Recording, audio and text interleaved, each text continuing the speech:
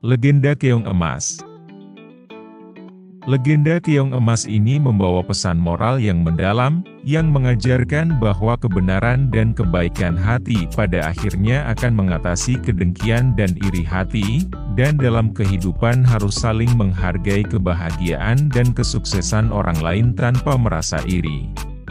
Di samping itu, legenda ini juga mengajarkan bahwa untuk memperoleh kebahagiaan harus melalui usaha dan ketekunan, kecantikan hati lebih berharga daripada penampilan fisik, serta pentingnya sikap kebaikan hati dan tolong-menolong dalam menjalani kehidupan.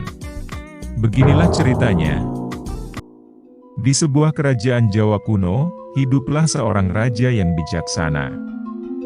Raja itu memiliki dua putri cantik.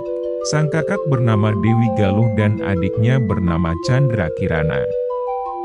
Kecantikan mereka berdua sangat terkenal ke seantero kerajaan. Suatu hari, datanglah seorang pangeran tampan dari kerajaan tetangga.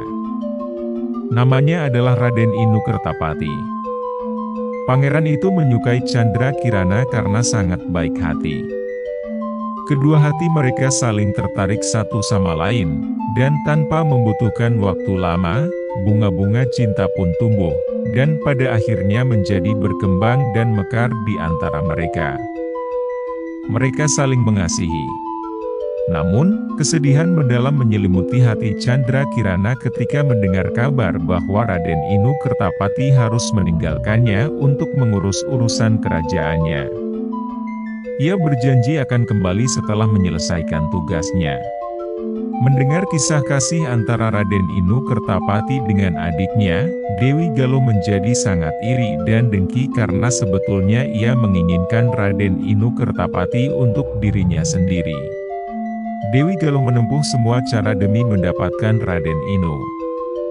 Ia pun kemudian mendatangi seorang nenek penyihir supaya mengutuk Candra Kirana.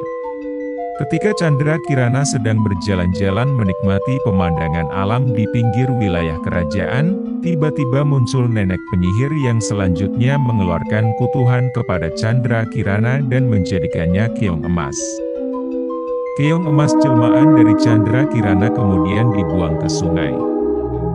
Kutukan nenek penyihir yang menimpanya dapat hilang bila suatu saat keong emas bertemu dengan orang yang dikasihinya.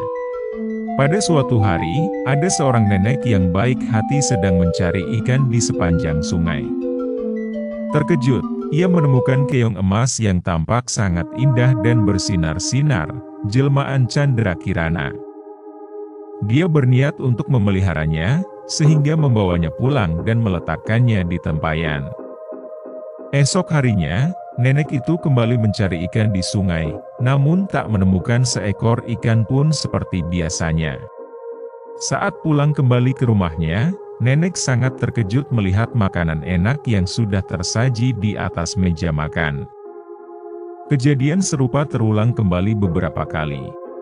Pada akhirnya, nenek itu menyadari bahwa makanan yang telah tersaji ternyata dimasak dan disiapkan oleh keong emas yang dia bawa dari sungai beberapa waktu sebelumnya. Keong emas tersebut berubah menjadi seorang gadis cantik, Candra Kirana ketika memasak, namun kemudian kembali ke wujud asalnya sebagai keong emas setelah selesai memasak dan menyajikan makanan bagi nenek yang baik hati itu. Sementara itu, kesedihan mendalam menyelimuti Raden Inu Kertapati yang mendapati bahwa Candra Kirana tidak ada di kerajaannya. Tanpa kenal lelah ia mencari Candra Kirana yang telah menghilang. Ia melakukannya terus-menerus, hari ke hari, walau harus menyamar sebagai rakyat biasa, mengingat khawatir menjadi gaduh di kerajaannya. Sayangnya, waktu berlalu dan tidak ada kabar dari Candra Kirana. Raden Inu Kertapati sangat merindukan kekasihnya.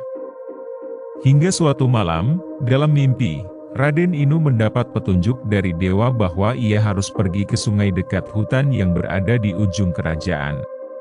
Mengetahui hal itu, nenek penyihir mencoba menghalangi Raden Inu Kertapati dengan menjelma menjadi seekor burung gagak yang dapat berbicara. Namun, Raden Inu tak terpengaruh oleh tipu muslihat si nenek penyihir. Ia terus mencari kekasihnya.